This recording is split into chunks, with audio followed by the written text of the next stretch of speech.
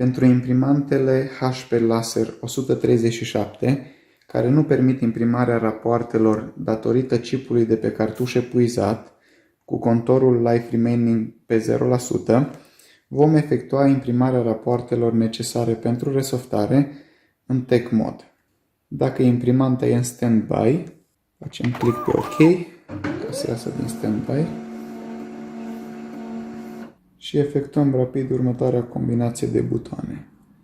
Meniu, diez, 1, 9, 3, 4, meniu. De aici selectăm Tech Meniu, OK.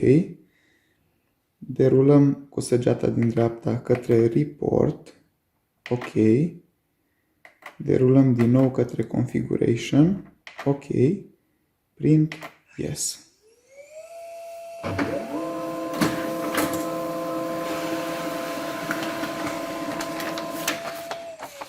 Iar acesta e raportul Configuration.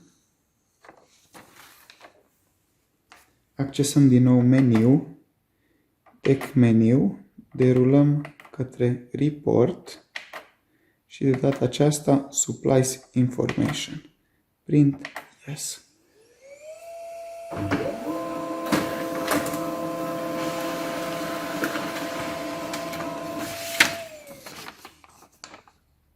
Iar aici avem raportul Supplies Information. Detalii despre resoftarea imprimantei sau cum să utilizați această imprimantă fără să mai fie nevoie de un nou chip, găsiți în linkul din descriere.